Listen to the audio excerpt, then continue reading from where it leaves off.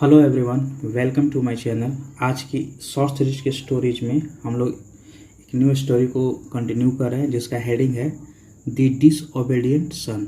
डिसओबीडिएंट का मतलब होता है जो आज्ञा नहीं मानता, अवज्ञाकारी सन, जो बातों को नहीं मानता है। ए मर्चेंट, मर्चेंट मतलब होता है व्यापारी, हैड ए डिसओबीडिएंट इरिलीजियस सन। डिसओबीडिएंट का मतलब हो गया जो आज्ञा नहीं मानता है, इरिलीजियस मतलब हो गया जो अधार्मिक है, जो धार्मिक नहीं है।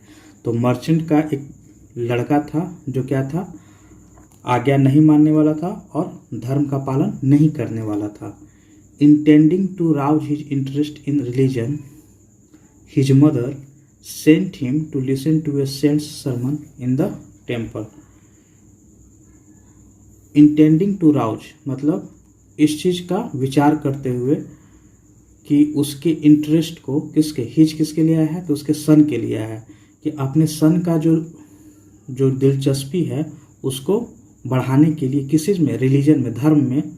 उसकी माँ ने, हिज मदर मतलब सन के लिए आया है, उसकी माँ ने सेंट हिम, उसको भेज, सेंड का सेंट हो गया पास्ट में, उसको भेजा किस चीज़ के लिए, to listen to a saint sermon, सुनने के लिए संत का जो सरमस मतलब होता है उपदेश, जो संत का उपदेश होता है उसको सुनने के लिए भेजा। कहाँ?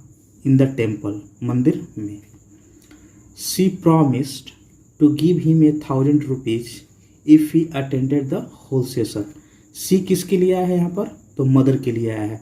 मदर उसने प्रॉमिस किया, प्रॉमिस्ड है, पास्ट में है तो पास्ट में हम लोग सेंस ले जाएंगे। प्रॉमिस किया, वादा किया, क्या करना, टू गिव हिम, देने के लिए, उसे क्या देने के लिए, तो 1,000 रुपया, 1,000 रुपीज देने के लिए उसे वादा किया।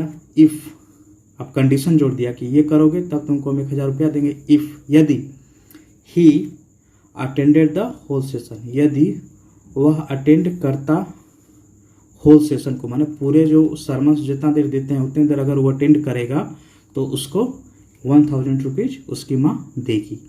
द ग्रीडी सन, ग्रीडी मतलब होता है लालची, लालची बेटा जो था, एग्रीड है यहाँ पर, मतलब सहमत हो गया।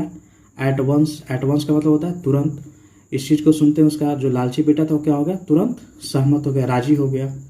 बट, लेकिन, instead of listening to the saints teaching, लेकिन सेंट्स जो साधु के टीचिंग्स थे, जो साधु के उपदेश थे उसको सुनने के बजाय, इन स्टीड ऑफ का मतलब होता है के बजाय, उस साधु के टीचिंग्स को सुनने के बजाय, he slept during the entire session, वह सोता था।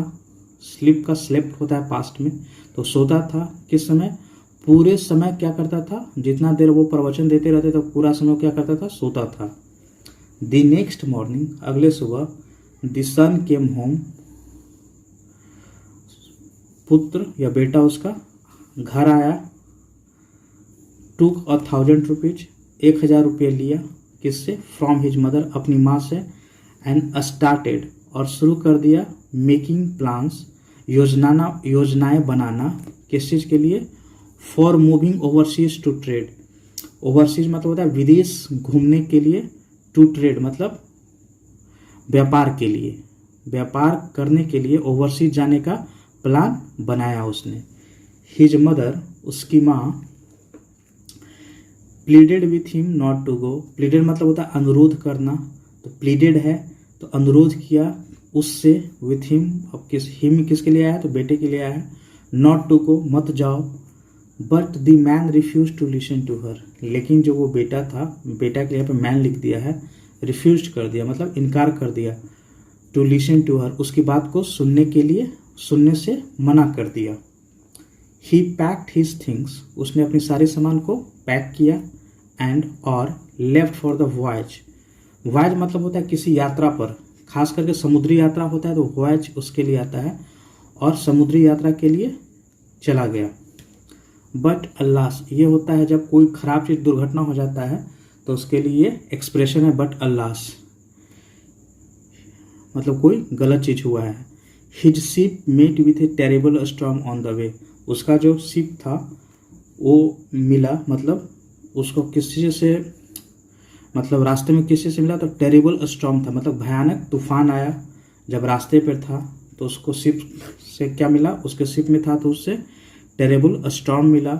सिंकिंग ऑल पैसेंजर्स और ऑन बोर्ड, और क्या किया, जो स्टॉर्म के चलते सारे जो पैसेंजर्स थे जो उस पर सवार थे सारे डूब चुके थे। 10 इस प्रकार the son paid the price of disobedience, जो पुत्र था उसने एक बहुत बड़ी कीमत अदा की। पे मतलब होता है अदा करना, पेड मतलब हो गया अदा किया या भुगतान किया। किस चीज़ का, जो आज्ञा नहीं मानते था उसका एक बहुत बड़ा प्राइस पे किया। अब यह स्टोरी का मॉरल ऑफ द स्टोरी क्या है, obedience is a form of worship.